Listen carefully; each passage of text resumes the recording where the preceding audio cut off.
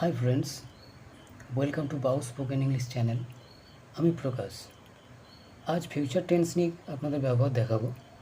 Future indefinite, I will write a letter, অর্থাৎ আমি একটি চিঠি লিখব।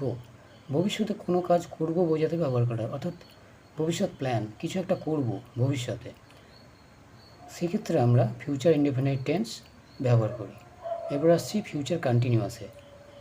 I will be writing a letter at 5 PM, অর্থাৎ আমি 5টার সময় একটি চিঠি লিখতে থাকবো, রানিং থাকবো, 5টার সময় চিঠিটা লিখতে থাকবো।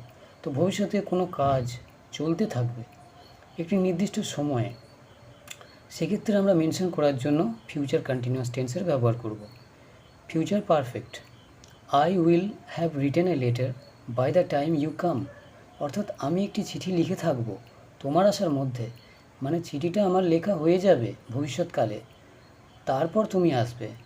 তো এরকম ভবিষ্যতে কোনো একটি কাজ কমপ্লিট হয়ে যাবে অন্য আরেকটি ভবিষ্যতে কাজ হওয়ার আগে, মানে দুটো ভবিষ্যৎ কাজ, তার মধ্যে একটা কমপ্লিট হয়ে যাবে আগে, অন্যটা হওয়ার আগে। তো সেক্ষেত্রে আমরা ফিউচার পারফেক্ট টেন্স ব্যবহার করব। দেখুন এখানে আমি একটি চিঠি লিখে থাকবো, মানে চিঠিটা লেখা কমপ্লিট আমার হয়ে যাবে তোমার আসার মধ্যে। তো তোমার আসা পর্যন্ত, মানে তুমি যখন আসবে তোমার আসার মধ্যে আমি চিঠি লিখে কমপ্লিট করে থাকবো। তো সেক্ষেত্রে আমরা ফিউচার পারফেক্ট টেন্স ব্যবহার করব। এরপর আসছি future perfect continuous. I will have been writing a letter for 30 minutes by the time you come, অর্থাৎ আমি একটি চিঠি লিখতে থাকবো 30 মিনিট ধরে তোমার আসার মধ্যে, মানে আমি একটি চিঠি লিখতে থাকবো। এটা পারফেক্ট কন্টিনিউয়াস টেন্সে যখনই আমি বলেছি হবে কোনো টেন্স বাক্য সবসময় একটা ডিউরেশন ধরে, কাজটা রানিং থাকবে, কিন্তু সেটা একটা নির্দিষ্ট সময়ে নয়, একটা সময় থেকে শুরু হয়ে একটা নির্দিষ্ট সময়ের মধ্যে। এই যে দেখুন, ভবিষ্যতে কোনো কাজ চলতে থাকবে কিছু সময় ধরে একটি নির্দিষ্ট সময় পর্যন্ত, অর্থাৎ দেখুন আপনি, আমি একটি চিঠি লিখতে থাকবো, লিখে থাকবো নয়, কমপ্লিট করে থাকবো নয়। যেমন এখানে ফিউচার পারফেক্ট টেন্সে আমি একটি চিঠি লিখে থাকবো তোমার আসার মধ্যে, মানে আর একটা ঘটনা ঘটবে, ওটাকেও যদি আমরা সময় ধরি এটা কিন্তু ফিনিশ অ্যাকশন।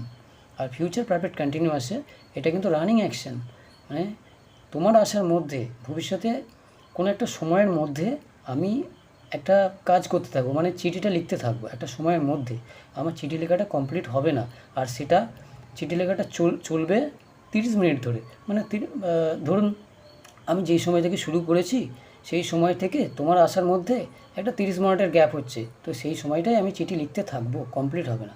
তো সেক্ষেত্রে আমরা ফিউচার পারফেক্ট কন্টিনিউয়াস টেন্স ব্যবহার করব। সো ফ্রেন্ডস, আমি একই ধরনের বাক্য ব্যবহার করে 3টে টেন্স, প্রেজেন্ট, পাস্ট এবং ফিউচার, এবং তাদের 4টে করে ভাগ, ইনডেফিনাইট, কন্টিনিউয়াস, পারফেক্ট এবং পারফেক্ট কন্টিনিউয়াসের ব্যবহার আপনাদের দেখিয়ে দিলাম।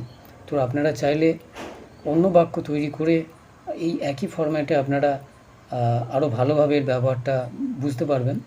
ভিডিওটা ভালো লাগলে অবশ্যই একটা লাইক দেবেন আর চ্যানেলটিকে সাবস্ক্রাইব করে নেবেন, কারণ এইরকম ইনফরমেটিভ ভিডিও যখন দেবো তখন আপনাদের কাছে নোটিফিকেশান যাবে। Thank you.